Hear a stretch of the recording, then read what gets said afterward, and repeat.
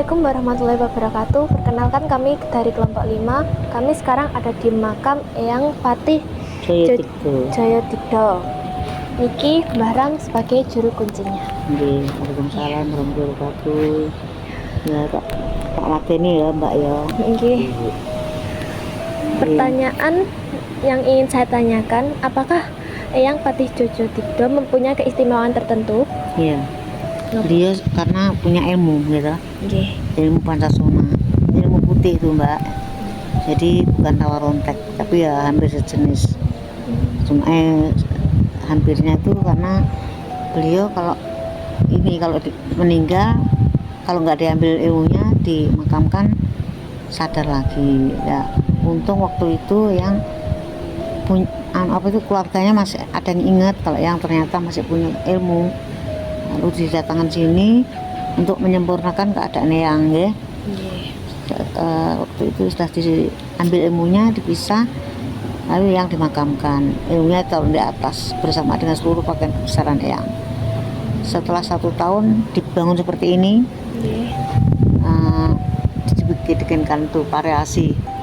Maksudnya variasi itu sesuai dengan jabatan Eyang, ya.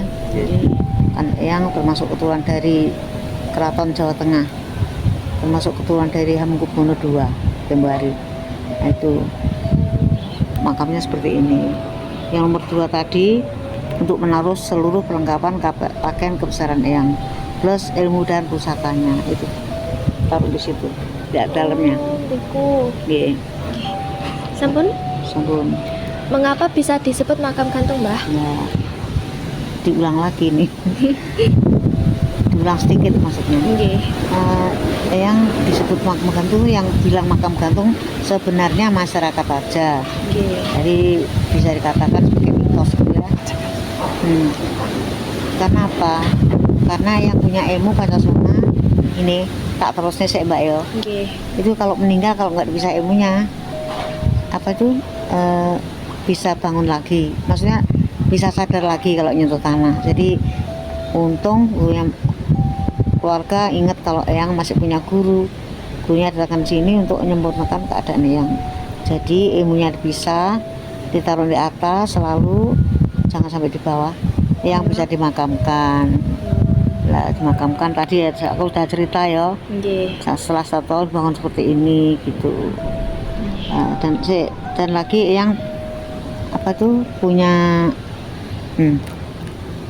Eyang punya istri 4, putra 32, termasuk Raden Ajeng Kartini itu menantu Eyang, ya.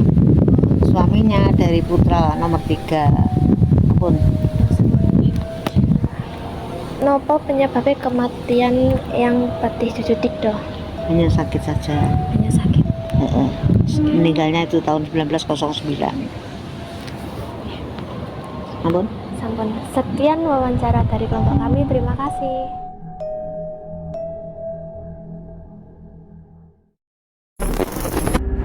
Pada masa itu, Joyodigdo menjadi orang yang sangat ditakuti Belanda karena dia memiliki aji Pancasona, di mana dia dapat hidup kembali, meskipun dia itu telah dieksekusi berkali-kali oleh para tentara Belanda.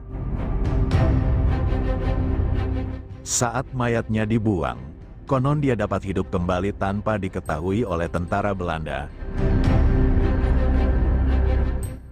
Karena pada saat itu wilayah Yogyakarta dijaga dan dikuasai oleh para tentara Belanda, maka Joyodigdo memilih berperang secara gerilya dan menuju ke arah timur bersama para pengikutnya, hingga akhirnya sampailah Joyodigdo beserta pengikutnya di daerah Blitar sebelah selatan.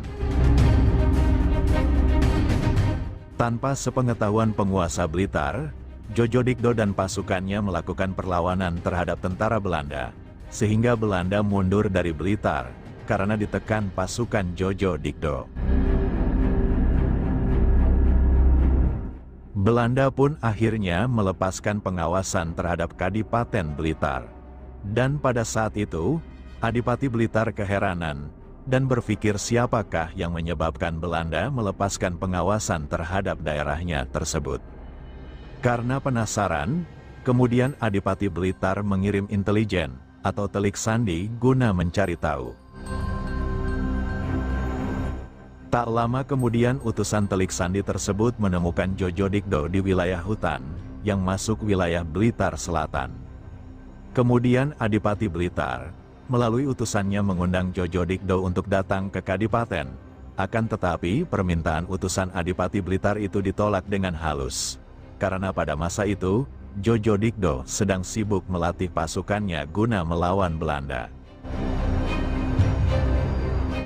Setelah 2 tahun kemudian, Adipati Blitar kembali mengirimkan utusannya kembali untuk menemui Jojo Dikdo. Maksud Adipati, mengirimkan utusannya yang kedua kalinya ini, supaya Jojo Dikdo mau menjadi patih di Kadipaten Blitar.